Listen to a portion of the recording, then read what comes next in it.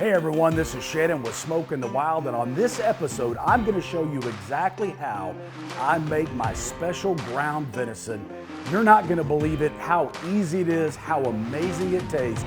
You don't want to miss this one. Stay tuned because we're fixing to get wild. Ah, there he is right there.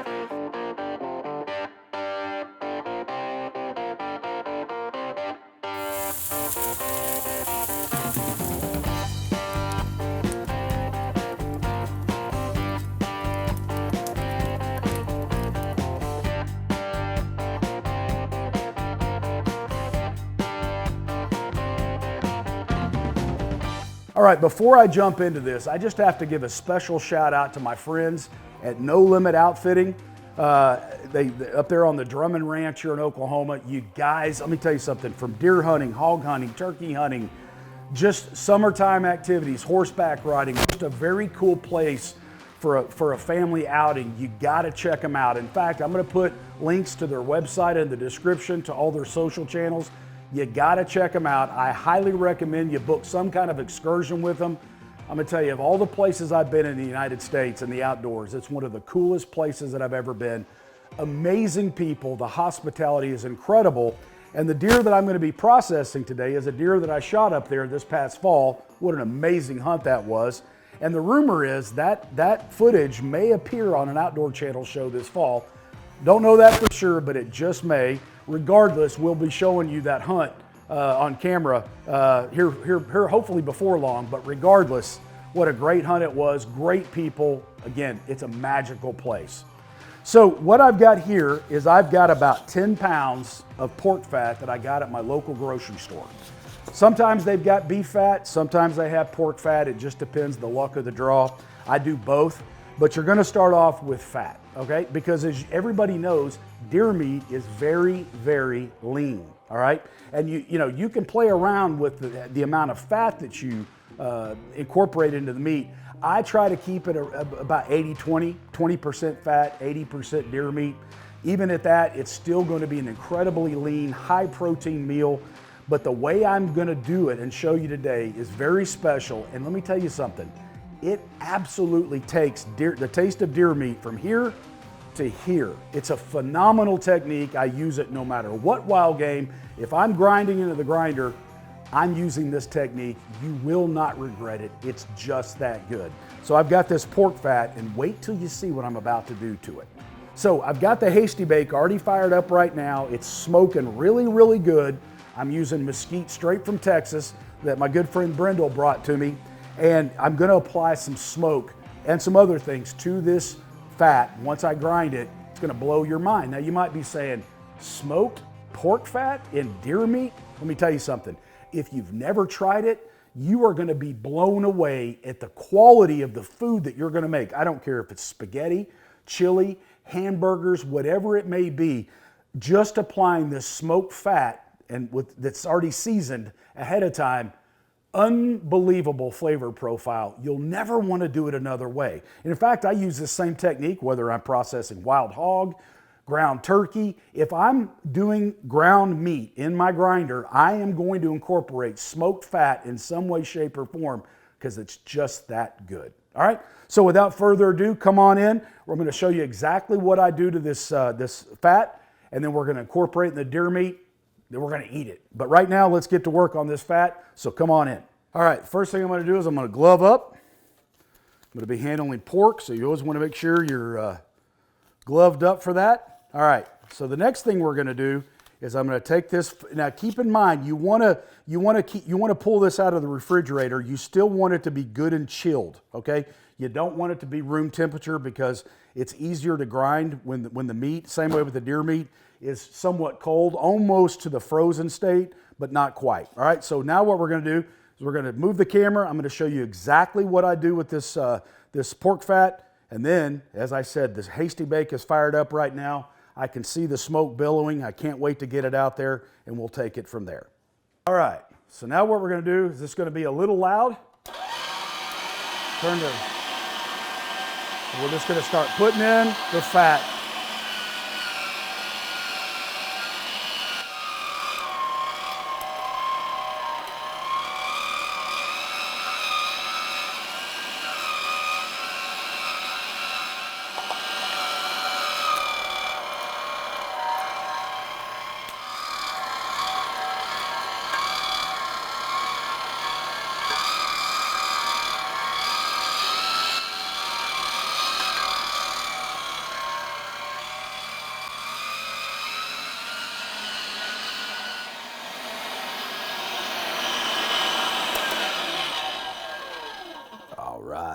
right, all right. Got all that ground up. Now let's move on to the next step. All right, we're ready for the next step. We got all that ground.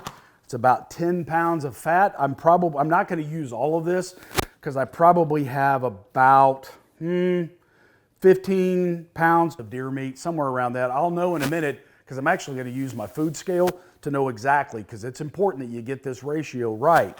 But until then, we're going to do this right here. I'm going to take some granulated garlic, and I am just going to spread this on the fat. Not a lot. Just get a little bit of garlic in there. Now, you might be asking yourself, Shannon, why go to this much trouble? Well, because I care about what the end product is, the product that my family and friends and that I'm going to consume. By taking, it doesn't take that much more time, but just doing this simple process of smoking this fat before we add it to the deer meat changes everything. It is absolutely phenomenal. So it is very much worth the effort. So now we've got this fat ready to go, got the hasty bake ready to go. I'm going to go out there and set it on there. We're going to smoke this for about 15, 20, maybe 25 minutes. I'm going to check on it after about 15. It's going to render down just a little bit, but I don't want it to totally render down because then it's just going to be a liquefied blob. Rendering it down just a little bit is okay, but I want to get some smoke into this fat. Again, it'll make all the difference in the world when you go to serve this later down the road, because we're going to process this deer meat, incorporate this smoked fat, then we're going to put it in packages and put it in the freezer for a later date. I'm telling you what, it's worth every second that you spend doing this. You watch. Just try it once, and I don't think you'll ever have deer meat the same way again. So let's get it out to the hasty bake. All right, all right, all right, all right. Got the hasty bake at about 225. We're gonna open it up. Look at all that smoke. I purposefully made it to where it's heavy, heavy smoke. We're gonna put that ground pork fat on there that's been covered with granulated garlic.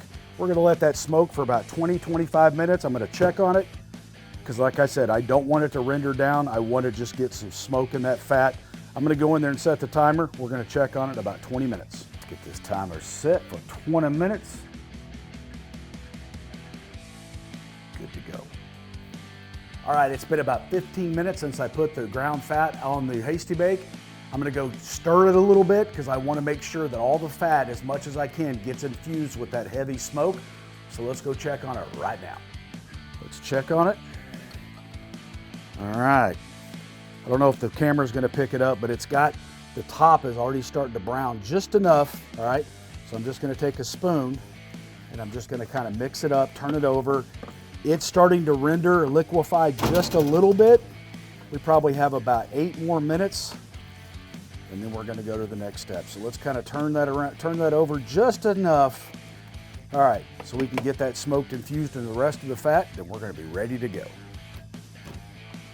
All right, the timer went off exactly 20 minutes.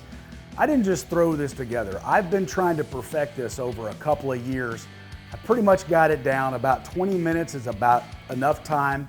It gets that fat infused with that smoke. It makes a huge difference. I cannot stress enough. It's worth taking the extra step to do this. Again, it'll take your ground deer meat to a whole new level. I'm gonna put on my grill gloves. I'm gonna go get the fat. We're gonna bring it in. We're gonna let that fat cool down. Then we're gonna go to the next step. So let's go get it. All right, all right. Got that done. Timer went off, exactly 20 minutes. Again, I've been working on this for years, trying to perfect this. 20 minutes is plenty. I'm gonna bring the camera in here. I want you to see how this fat looks. It's just brown enough. It's not cooked. It's just got that brown from the smoke. Makes all the difference in the world. So come on in here and take a look at it. Again, we're gonna let it sit here. We're gonna let it cool down. Then we're gonna go to the next step, but I want you to take a look at what this looks like now. All right, here we go. I don't know if you guys can see it, but like places right here, it's got just a little bit of brown to it. That's the smoke, all right? And when I stirred it up, I got a pretty thorough, again, not my first rodeo. I've been working on this for a couple of years. This is perfect. We're gonna let this cool down, and then we're gonna go to the next step. But I wish you were here to smell the smoke and that granulated garlic.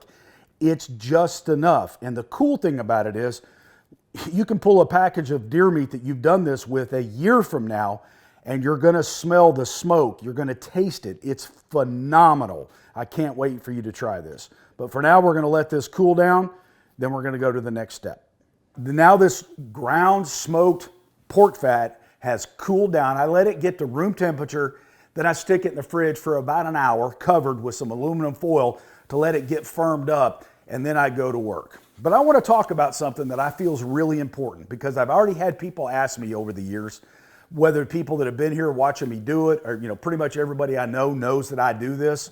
And I've actually had people ask me, Shannon, is it really worth all of the effort and trouble to do all of this? Well, for me, the answer is yes. Now, it's like anything else. The more you do something, the faster you get at it. I've just been doing this for so long that it's almost like breathing to me. But also, I care very much about what my family and myself and the people that I share this deer meat with, I care about the way that deer meat tastes. And so to me, this is a labor of love. It is worth the effort, because the end result, man, you just can't beat it. Plus, I almost feel, and this is gonna seem kind of romantic to some of y'all, but I believe this, I'm the one that shot this deer. The deer meat that's in here, I shot the deer, all right? So I almost feel like it's my obligation to kind of complete this circle. That's just how I believe. I like doing things like this, and it just makes me feel better, and it makes the whole hunt more complete. The fact that I shot this animal and I'm the one that's processing it, it makes me feel better. So, plus I enjoy it. I love great tasting food, and this is another way that I'm able to produce great tasting food is great ingredients. Now, another thing that I want to touch base with you on, and I want you to think about this for a minute. The longer I do this, the more messages I get and phone calls and text messages of guys saying, man, I've wanted to process my old and wild game for forever, but I'm kind of intimidated. I don't know that I can afford to do it. Well, it is true when, years ago, these grinders cost almost as much as a Ferrari. And the truth is, there's some of them, the engine, the motor on those suckers are this big, the commercial grade, those could be $1,000. But you can pick up a great grinder for a couple $100. And I did it back before I could afford to get something like this, and I actually used the good old-fashioned hand crank. I don't really recommend that, because let me tell you, it's a great workout, but it's not very efficient and it's not very fun. So certainly having an electric meat grinder makes things easy. But this is a simple process. And the way I put it together, it just flows, and it's easy to do. But that's not the point that I want to talk about. The point I want to talk about is, even if you don't have a desire to do this yourself, if you're having somebody else process your deer, I want you to consider something. And I know there's a lot of great processors a lot of fellas out there that have deer processing companies that do a great job and take a lot of pride in the product that they put out. And if they're reputable, in my opinion, they're going to offer you, at an upcharge, they're going to offer you the opportunity to make sure that when you pick up your deer, that you are guaranteed that that is your deer. Because if they don't offer that, may I suggest that you find one that does if you're not going to do it yourself. And here's why. I don't know about y'all, but from the time I shoot a deer, I go to work because I know I have a responsibility to that deer meat. I've got to take care of it from the field all the way home, all the way to this process right here, all the way to where it ends up on the plate. Between field dressing and all the aging it and the different things that goes on to make sure that the meat doesn't spoil and all of that stuff. And I take a lot of pride and I go through a lot of effort to do that, as I'm sure you do. What sense does it make to do all of that only to find out later that the deer meat that you get back is mixed in with every other rascal that doesn't take the same pride and the same care in the deer that they delivered? If it's all mixed in, it renders all of my effort worthless. So it just makes sense to me that if your processor offers it as a service, that you can be guaranteed that you are going to, the deer meat that you get back, or the wild hog, or whatever wild game you're picking up, is your meat. To me, that just seems to me, that's just common sense to me. If they don't offer it, I would suggest finding one that does. And there's plenty of them out there. But if you've got a deer processor that's processing 2,000 deer during a deer season, it's going to be kind of hard pressed to do one deer at a time. But if your processor offers that, it's worth every stinking penny that it costs to make sure that that's your deer meat for all the reasons I just mentioned. To me, I like doing it myself. It's more cost effective. And if you agree, great. If you don't, keep doing it the way you've been doing it. But I'm going to recommend that you make sure it's your deer that you're picking up and it's not mixed with other people's. All right. So I'm going to get off that soapbox now and we're going to get into this. I've been letting this chill in the refrigerator for about an hour. The deer meat as well. It's good and cold. This ground smoked pork fat with some granulated garlic is good and cold, and it's just going to make it a lot easier to grind. All right, I'm going to grind this 3 times, and the reason why I don't change the blade on this, I just use the big hole one. I don't know what the size is, but it's the biggest one that came with this grinder. My theory on that is, and it seems to work, is the first time it melds the fat and the deer meat together, but the second grind does it even more, and the third grind does it even more. So I get a good distribution of this fat to the deer meat, and as we all know, deer meat is very lean.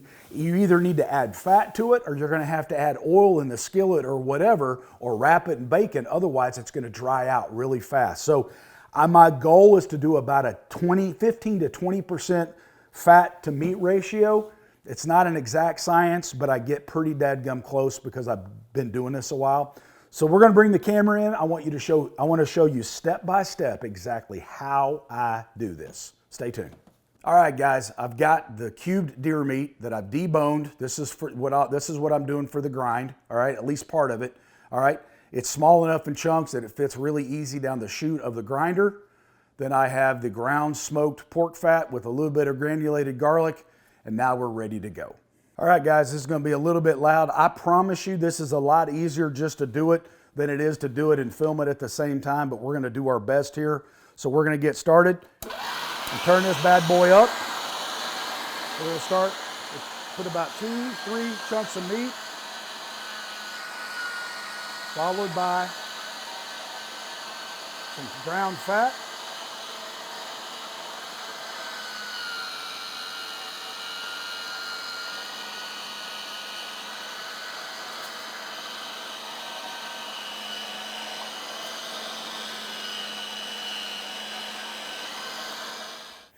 All right, so now we've got the first grind done. And you'll notice there's still some splotches of that, again, ground smoked pork fat. There's different splotches. That's another reason why I'm going to grind it 2 more times to evenly disperse that fat throughout the meat. I wish you were here to smell that smokiness. It is absolutely amazing how just a 20-minute heavy smoke, how much smoke gets into that fat. It's just a fabulous smell. And then you've got that granulated garlic.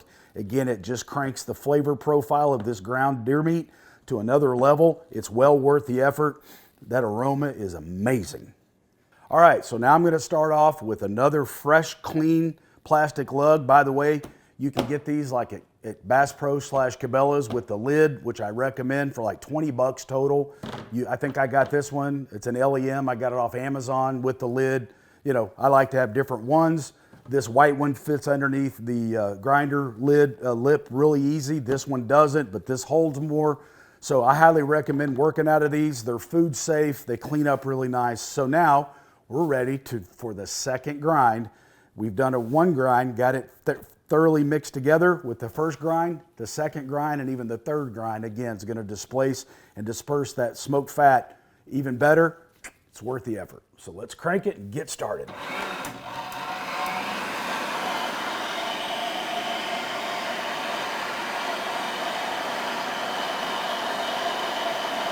To stop for a second, and I want to show you on the second grind what I was talking about before. By grinding it again, it helps to disperse that fat throughout all of the meat. 1 more grind will even get it even better. I possibly could stop at a second grind, but I'm going to go ahead and do it a third grind. But like I said, I wanted to stop right here and show you the difference in the second grind versus the first grind.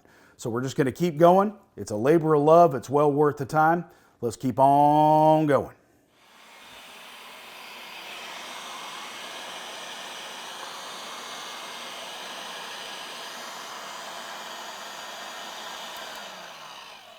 All right, now I've started my third grind, and I just want you to see, by doing it a third time, it definitely evenly disperses that ground pork fat throughout the deer meat, all right?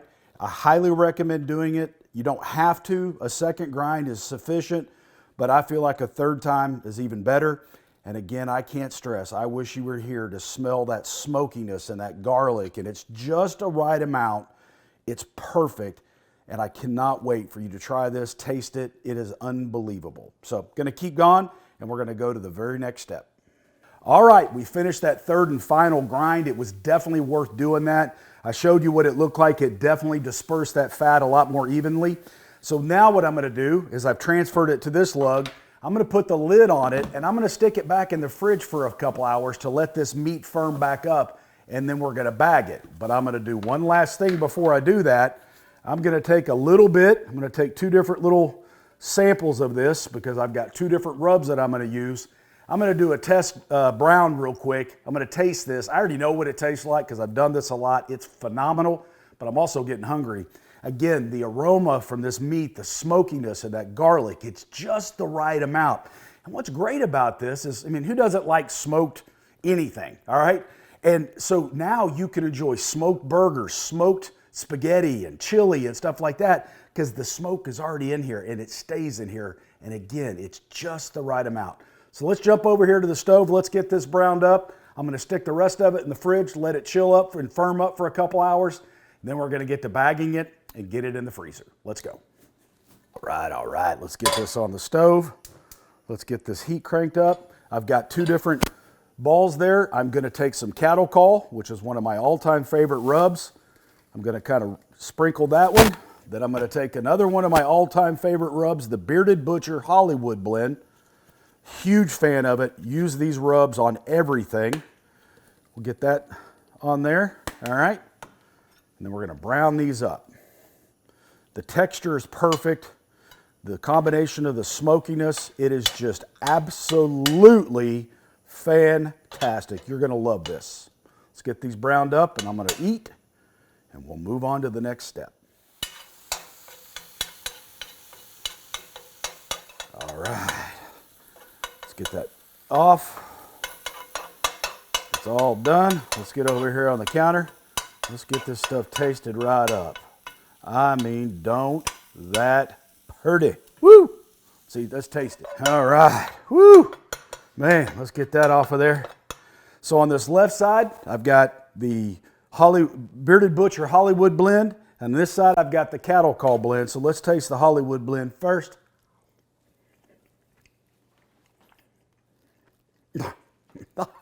I'm going to have deer meat tonight with a side of deer meat.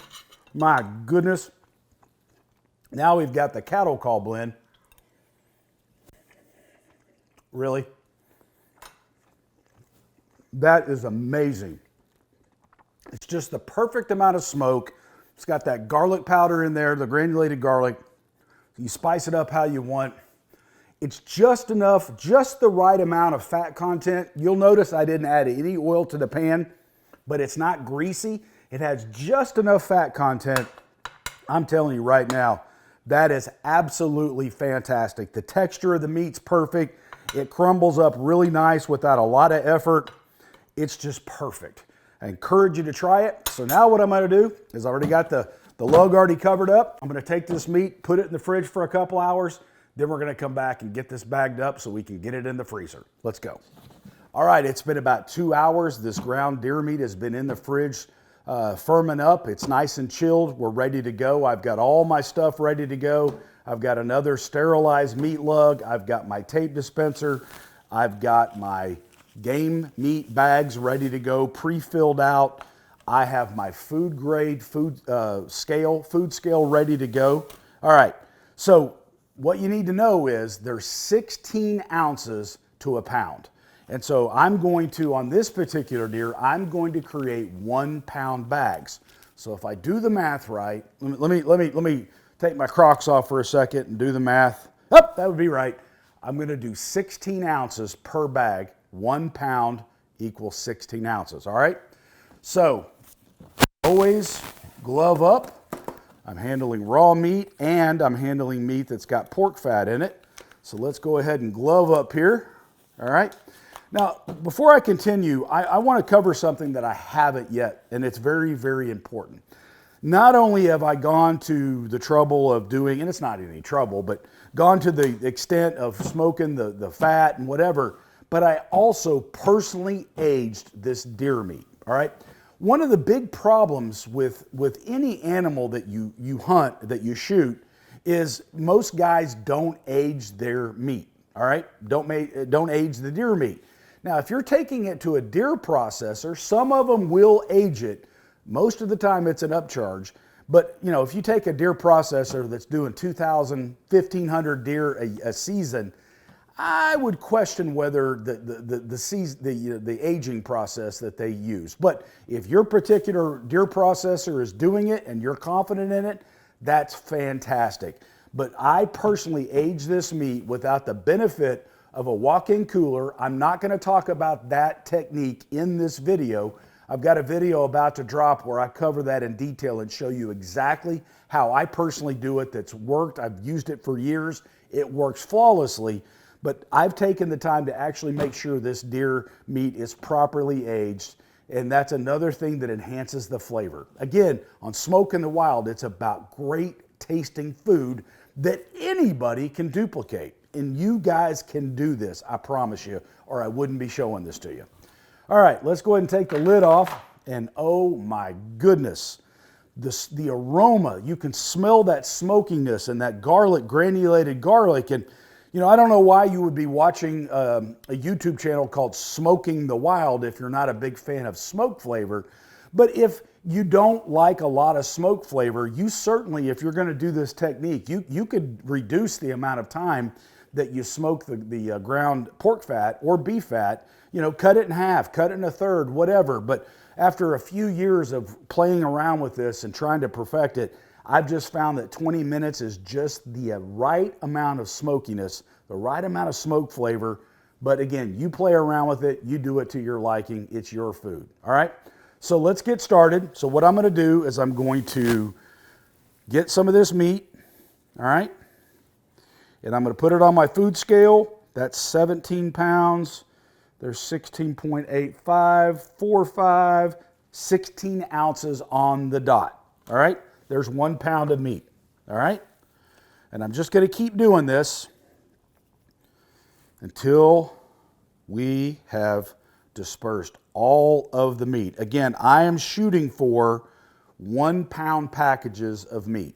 All right. I did a deer previously where I did 2 pound packages, but on this one I'm doing 1 pound packages, okay? Kind of at the request of my wife, but there you have it. So there's another 16 ounces on the dot. And I'm just going to keep repeating this process until I'm out of deer meat. All right, we're on the home stretch here. As it turns out, I've got 13 pounds of deer meat. The rest of the deer, I've got other plans. I'm going to make summer sausage and bratwurst and different snack sticks and different things. But for ground meat, I am going to use, I've come up with 13 pounds. So I've got 13 bags ready to go. And as I told you earlier, I like to fill them by hand. I've already got these in 1 pound blobs, if you will. All right. So it's just easy to take a little bit of the meat and start hand filling.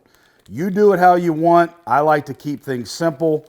This is the way I've chosen to do it. It works for me. It doesn't take that long, and you can get a bag filled pretty quickly. All right. And I'm going to get these filled, and I'm going to show you how I use the tape, and then they're ready for the freezer.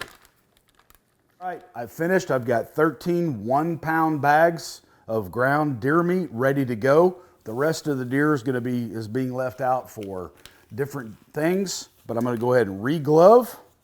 All right. Now, I realize that the way I do this by hand filling, the bags get a little bit dirty. So when I get done taping them up, I'm just going to take a lukewarm rag and wipe it down before I put it in the freezer. But again, it's fast, furious. This is just the way I choose to do it. You do it however you want to do it. So I've got this, I twist this down. I've got it ready to go. Put it on the tape dispenser, pull it down. It's ready for the next one. It's real easy. Get the air out of it, put it through the tape dispenser, boom, it's ready to go. I'm gonna bring the camera in close so you can see exactly how I do it. Twist the air out of it, get that good and twisted, put it through there, boom, we're done. All right, finished up, got 13 pounds of ground smoked venison. It's phenomenal. I got one little bit of housekeeping that I do before I wipe these down to put them in the freezer. There's a little bit of excess on the top. I just take a pair of scissors and trim it up. I like it to be uniform. Maybe that's a little bit of OCD. I don't know. Don't care. I like it to make it look good. And we just get this trimmed. We are done and done.